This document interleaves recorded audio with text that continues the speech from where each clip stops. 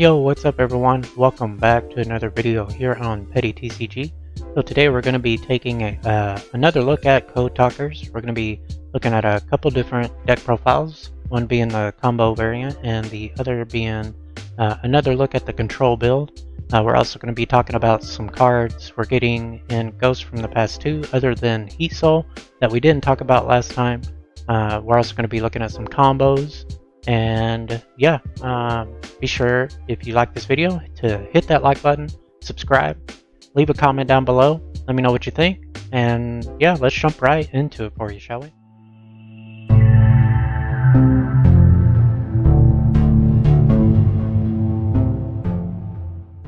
Okay, jumping into the deck profile for you.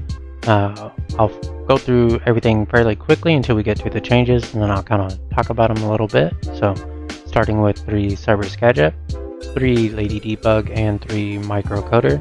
We bumped Code Generator from 2 to 3 just because it's one of the more important cards in your deck, and we don't mind seeing this in our opening hand instead of having to search it out. So definitely better at 3 than it was at 2 for sure.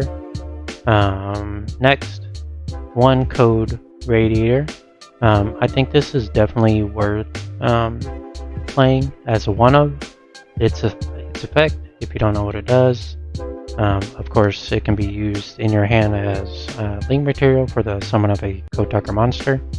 If this card is sent from the hand or filled to the graveyard as material for the link summon of Codetalker monster, you can target one face-up monster your opponent controls, change its attack to 0, also negate its effects. If this card on the field was used as material, you can target 2 monsters instead, and of course each effect is once per turn. This card is kind of spicy, I think. We can't search it out right because we're not playing Codec, but if you draw it and you don't have to use it, you can always hold it and use it on your next turn, and you know, it can hopefully help you play through Interruption.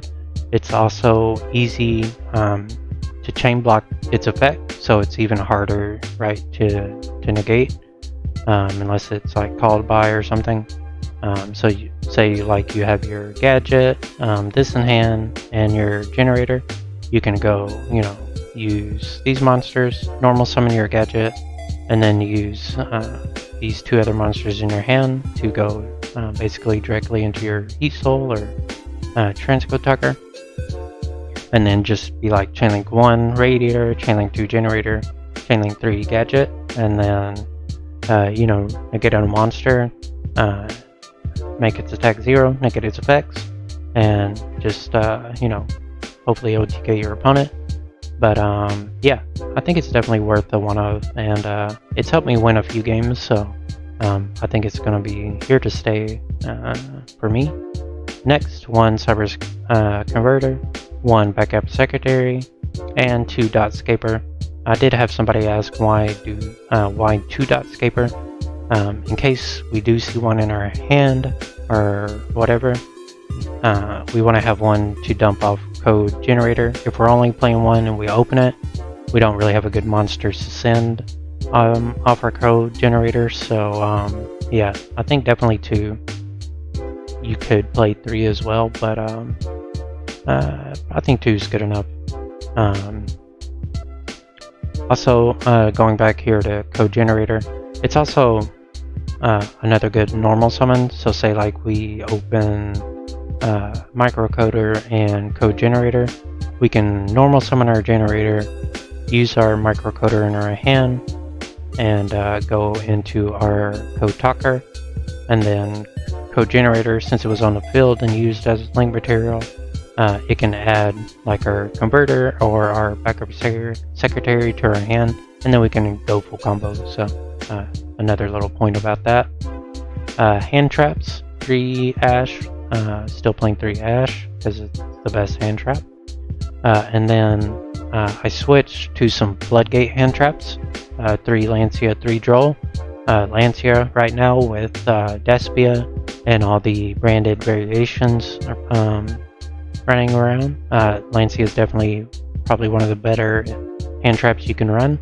And, you know, it's a floodgate hand trap. So, yeah, definitely decided to main these cards over some of the other hand traps. Droll, of course, prevents our opponent from adding cards from their deck to their hand. So, definitely want to slow our opponent down, right?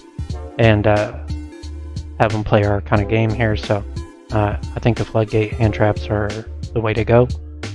2 Cyanide Mining. Cut 1 just to make room for traps and hand traps and stuff. And it's searchable, so I think 2 is good. 1 Monster Reborn, 1 Pot of Desires, 3 Imperm, 1 Conflict. I think maybe I was playing 2 of this in the last profile. Cut it down to 1 just to make room for some other stuff. 3 Strike just because it's one of the best traps in the game, right? And it's good going first or second, so definitely a good card for sure. And then 3 Rivalry. Rivalry is actually really good in the format right now, and I think it's definitely worth side decking, if not maining. It definitely, you know, it's something we can play and not have to worry about. And again, we just want to slow our opponent down, and so we can you know, play the game and they can, right? That's the whole goal, right? But anyway, yeah, 3 Robbery. In the extra deck, new is 1 Link Spider. Usually we don't have to worry about nib, but there are times where our hand won't allow us to play, you know, around nib or whatever. So in case we do get nibbed, we want to have the Link Spider in our extra deck so that you know, hopefully we can just link up the token and get to like a Codetalker, bring back our heat soul from the graveyard, or whatever the case may be. 3 or 2 Link Revo, 2 Splash Mage, 1 Security Dragon. All this stuff is still the same. I cut heat soul from 2 to 1 just because going first, of course, this is what we're making, leaving on the board. Going second, we're getting the access code, right? That's what we want to do, so we can OTK. So we may not even necessarily want to make heat soul. So I think 1 is good, and then 2 transcode, 2 access code. Getting into some other cards, I did try Abramax for a little bit. I think he's you know, nothing can replace access code Talker, right? But if you don't have access code, this is probably a good card. You can definitely play. Also Firewall Guardian. Yeah, I tried him out. He won me a couple games. You don't see Dark Ruler and Droplet too much in the main decks. Usually it's in the side. But yeah, definitely keep him in mind. A good card for sure. I think that's all I had to say about him. Yeah, okay. A couple of other cards we're getting in Ghosts from the Past. 1 being Proxy Horse. I'll go ahead and read the effect here. If this card you control would be used as link material for a Cerberus monster, you can also use 1 Cerberus monster in your hand as material. During your end phase, you can banish this card from your graveyard, then target 2 link monsters in your graveyard, including a Cerberus link monster. Return them to the extra deck, and you can only use each effect of Proxy Horse once per turn. This is definitely a card I think you can play in the combo variant of the Codetalker deck, but in the control variation we just don't need it. So neat little card, but not necessary. Next is Code Exporter. If this card if a Cerberus monster you control would be used as link material for a Codetalker monster, this card in your hand can also be used as material. If this card is sent from the hand or field to the graveyard as material for the link summon of Codetalker monster, you can target 1 level 4 lower Cerberus monster in your graveyard, add it to your hand, or if this card on the field was used as material, you can special summon that monster instead, but negate its effects. Again, it's a card I think it's worth playing as a one-of in the combo build, but again, not really necessary for the control variant. And another card I tried was Firewall Guardian. It's a good card for sure, but I felt like Gadget and Lady Debug were just better cards. So, and if you don't know what Firework Guardian does, this card and the Dotscaper are two cards you usually see in the Cyber's Eldritch builds. But if this card is sent from the graveyard as material for the link summon of a Cyber's monster, you can special summon this card but banish it when it leaves the field. And then when an attack is declared involving your link monster and an opponent's link monster, you can banish this card from your graveyard, negate that attack, and if you do, until the end of this turn, the original attack of that opponent's monster becomes 0. Also, it is unaffected by other cards' effects except its own. And then of course, each effect is once per turn. So, again, going back up here, this kind of reminded me that Getting kind of tired of hearing all blah blah blah. I can't talk. But Code Radiator, its effect when its attack change and effect negation is permanent. So as long as that monster you target is on the field, it is permanently negated and its attack is 0. So definitely pretty cool. But that is it for the control variation. So I'm gonna go ahead and show a combo build with some of these new cards here, and yeah, we'll jump right into that. Okay, and here is the combo build for everyone. It's pretty standard as far as the build is concerned. We're just playing one copy of the code exporter and one copy of the Proxy Horse, and they've been pretty good so far, you know, trying them out. We're playing definitely Crossout Designator, and then we're just kind of doing one of each hand trap. You know, right now the most popular are definitely Ogre, Bell, and Ash. Outside of that, it's probably followed by Veiler and Imperm, and then Nib, or well, probably Imperm, Nib, then Veiler, actually, something like that. But yeah, I'm just doing 1, 1, 1, and 1. You know, as long as these 3 are in the deck, and if we open like one of these, probably not a big deal. We just want to be able to play through these, and yeah, that's pretty much it. If you're playing TCG, definitely recommend setting up the Trigate Wizard board, just because we do have 3 Raigeki legal, but if you're playing like Master Duel or something, this is not strictly necessary.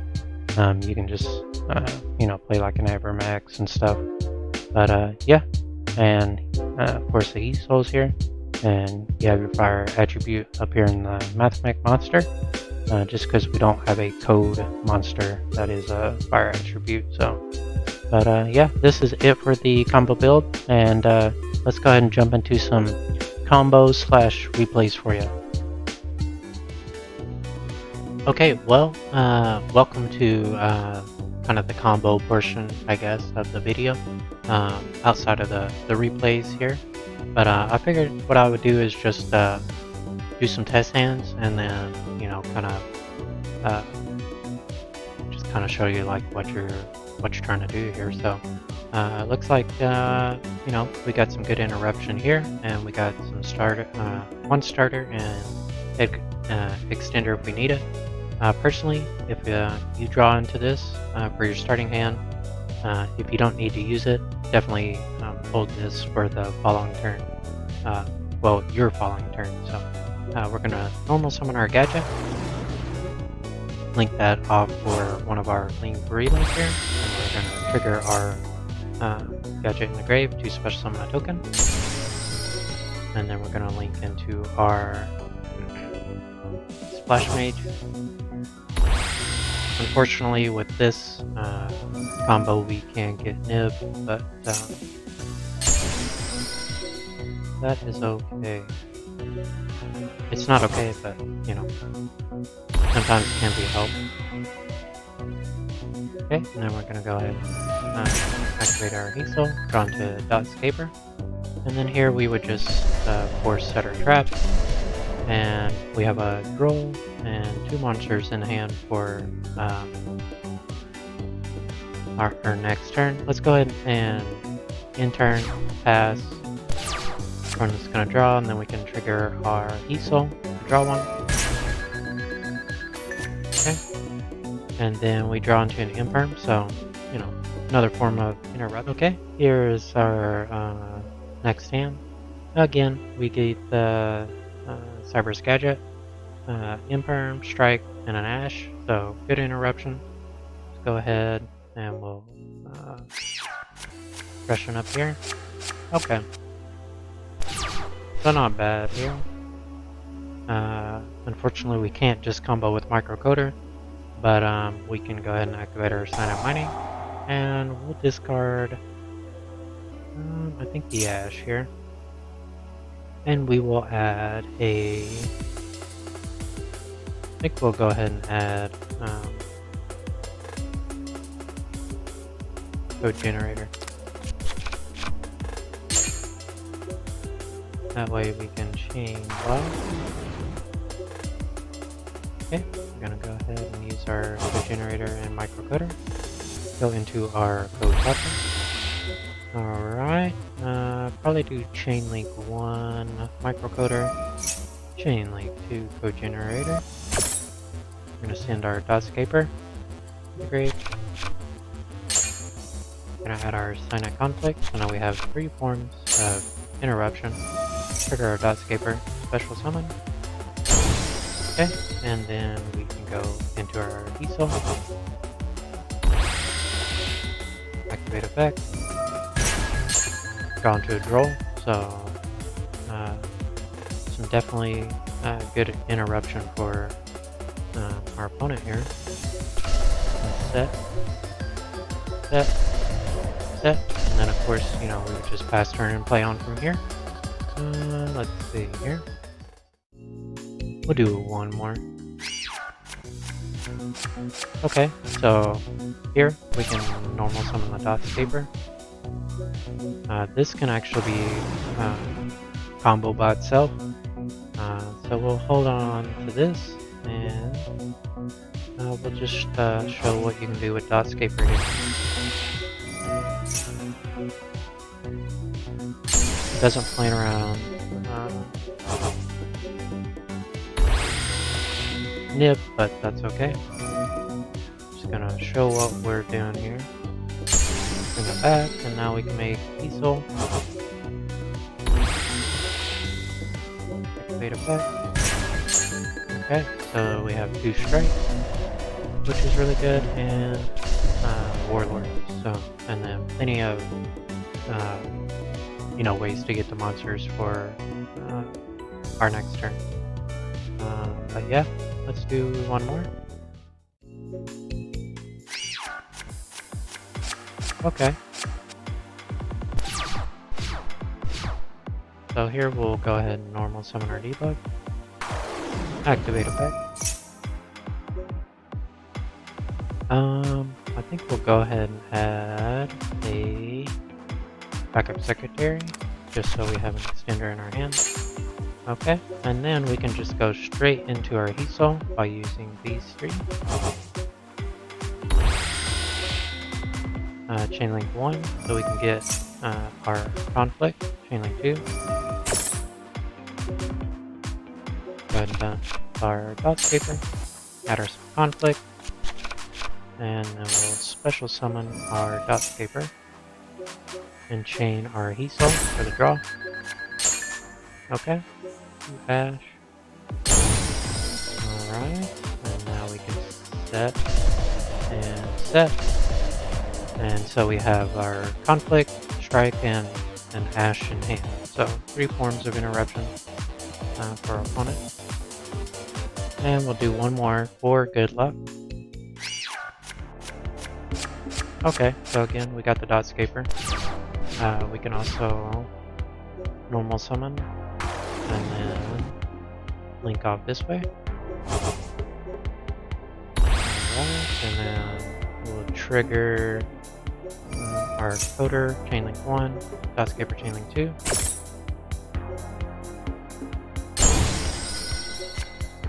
Okay. Now we can go diesel.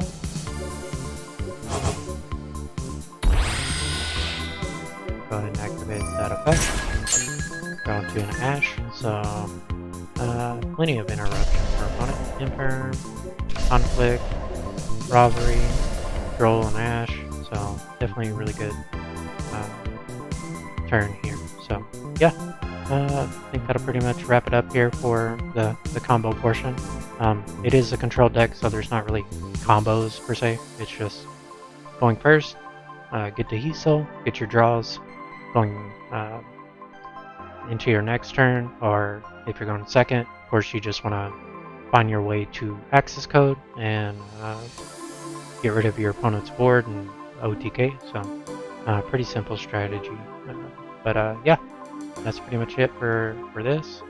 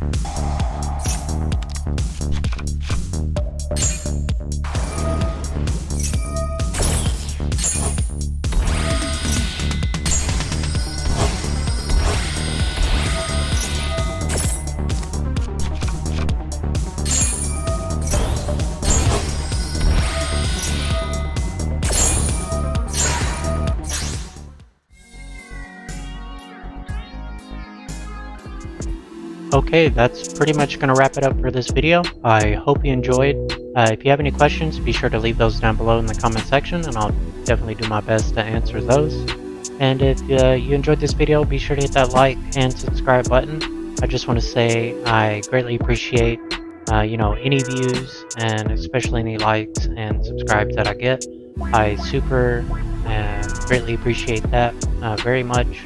And to anyone who has subscribed and liked, viewed anything of mine, I just want to say thank you very much. I appreciate you, and much love, and yeah, just thank you so much. We are already over 30, and the goal is 50, and hopefully at 50, maybe 100, we're gonna do maybe some kind of little giveaway or something. I have a friend who's a really good artist, and I may do some stickers or something like that, and just kind of give those to, give those out, mail those out to my subscribers. But still kind of thinking about what I want to do. But anyway, just super greatly appreciate each and every one of you. Thank you so much, and yeah, I'll see you in the next one. Peace out.